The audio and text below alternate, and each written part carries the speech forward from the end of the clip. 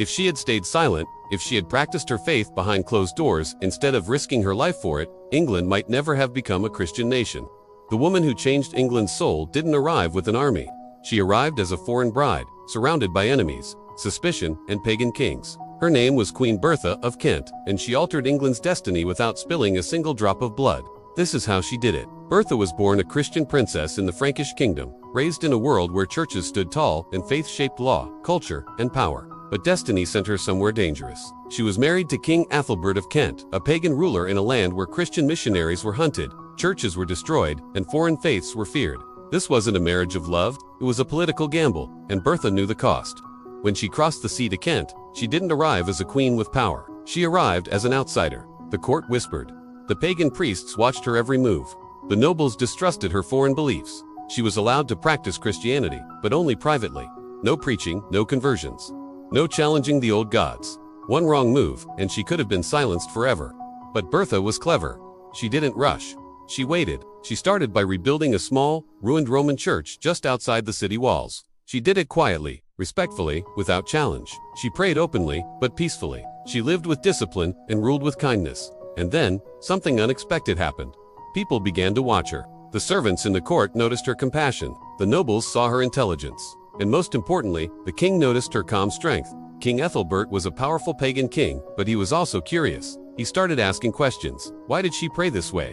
What did her God teach? Why did her faith forbid violence? Why did she refuse to abandon it, even as queen, surrounded by those who opposed it?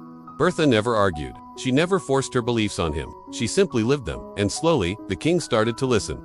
Years passed. Bertha never once demanded that the king convert. Instead, she planted seeds of trust. So when news arrived that a group of Christian monks, led by a man named Augustine, had landed in England, something remarkable happened. These men were terrified, unarmed, and singing hymns. By all rights, the king should have ordered their execution, but he didn't. He remembered Bertha. He remembered her patience, her kindness, her unwavering faith. And so, he agreed to meet them. The meeting took place outdoors, in the open air, because Ethelbert feared the Christians might use magic against him inside a building. But as the monks spoke, Bertha stood right there beside them. She wasn't acting as a preacher. She was a protector. She was the bridge between two worlds. She translated their words. She explained their customs. She reassured her husband. And in that moment, history changed forever. The king, moved by what he heard and influenced by years of his wife's quiet example, allowed the missionaries to stay. Then he allowed them to preach. Then he allowed them to build churches. And finally, in a move that would reshape the future of the island, King Ethelbert himself converted to Christianity. He became England's first Christian king. He wasn't conquered, he wasn't threatened, he was persuaded. And here's the part of the story that history books often forget. Bertha never officially ruled England, but she converted it. Her influence spread far beyond Kent. Other Anglo-Saxon kingdoms saw the peace and stability that Christianity brought to Ethelbert's realm, and they followed his lead. Churches began to replace pagan temples. England's entire future identity shifted, forever. And it all began with one woman who refused to hide her faith. Bertha of Kent never stood on a battlefield. She never commanded an army. But her courage, her quiet defiance, reshaped a nation more permanently than any war ever could. She faced isolation, deep-seated suspicion, and cultural hatred. And she won, not with swords, but with patience, intelligence, and a faith that couldn't be broken. When Bertha died, there were no grand monuments built in her name right away. But her true legacy was all around. Kings were praying differently.